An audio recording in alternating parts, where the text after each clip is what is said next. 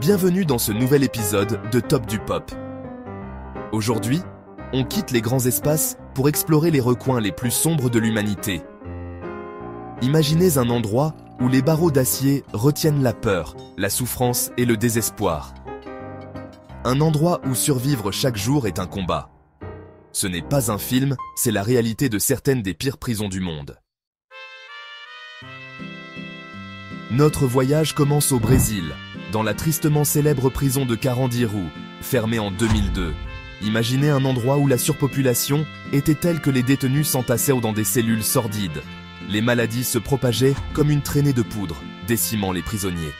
Le point culminant de cette horreur a été atteint en 1992, lors d'une intervention policière qui a viré au carnage. 111 détenus ont été massacrés. Leurs cris résonnent encore dans les couloirs vides de la prison. On quitte le Brésil, un pays vibrant et plein de vie, pour un endroit où l'espoir semble avoir disparu. Nous nous dirigeons vers un lieu encore plus terrifiant, le tristement célèbre Camp 22 en Corée du Nord. Imaginez un camp de travail forcé, perdu dans l'immensité désolée de la Corée du Nord, où la liberté est un rêve lointain. On estime que 50 000 âmes y sont détenues, souvent sans jugement, sans espoir de libération. Des familles entières disparaissent dans cet abîme, condamnées à une vie de dur labeur, séparées de leurs proches pour toujours. La torture est monnaie courante, un outil de contrôle et de répression utilisé sans pitié. Les histoires qui filtrent de cet enfer glaçant le sang. Expériences médicales inhumaines, exécutions sommaires, famines organisées pour briser les esprits. Le Camp 22, un témoignage glaçant de la cruauté humaine, où chaque jour est une lutte pour la survie dans des conditions inimaginables. Diyarbakır, Turquie, l'art de briser les âmes. On quitte l'Asie du Sud-Est pour la Turquie, où se trouve la prison de Diyarbakır. Ici, la torture n'est pas un accident, mais un système appliqué avec une froideur méthodique. Imaginez des couloirs sombres et humides, où résonnent les cris étouffés des détenus. Les gardiens règnent en maîtres absolus, utilisant la violence physique et psychologique pour contrôler. Les cellules, surpeuplées et insalubres, sont le théâtre de souffrances indicibles. Diyarbakır, un lieu où l'on pratique l'art de briser les âmes. La Sabaneta, Venezuela, l'enfer vert. Notre voyage nous conduit maintenant au Venezuela, à la prison de la Sabaneta. Ici, les murs verts criards ne font que renforcer le sentiment d'enfermement. La surpopulation est telle que les détenus doivent se battre pour chaque mètre carré. Les gangs font la loi, imposant leur loi brutale. Le souvenir de l'émeute de 1994, qui a fait 108 morts, plane encore sur la Sabaneta. Île de Petak, Russie, l'île du silence. Cette île, perdue dans les confins glacés de la Russie, est un lieu où le temps semble s'être arrêté. Notre exploration des enfers carcéraux nous emmène maintenant aux confins de la Russie, sur une île isolée.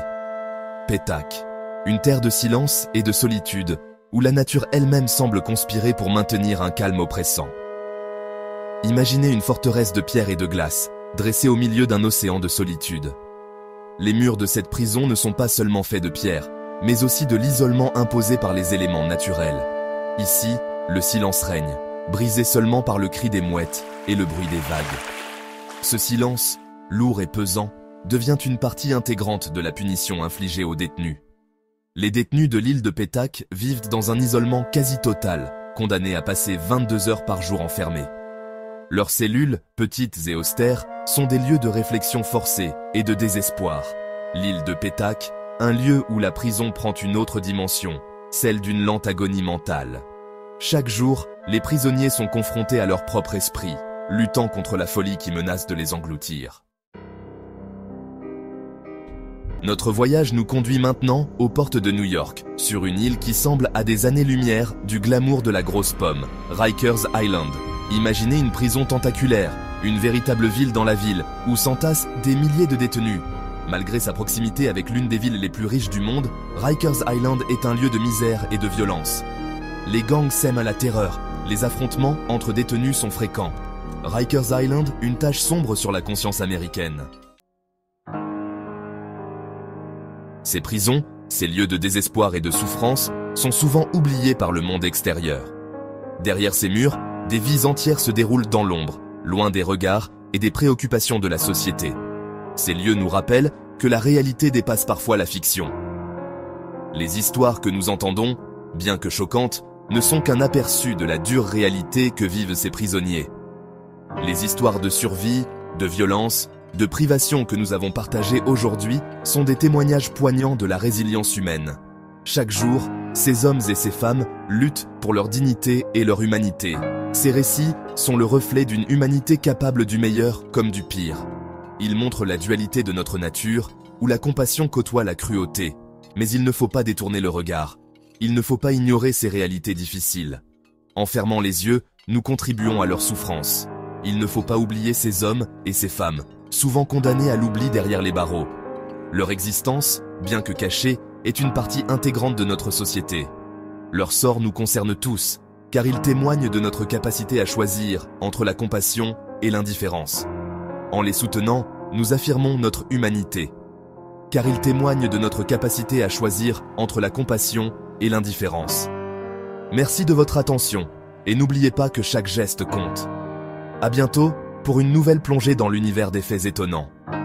Ensemble, continuons à explorer et à comprendre les réalités qui nous entourent.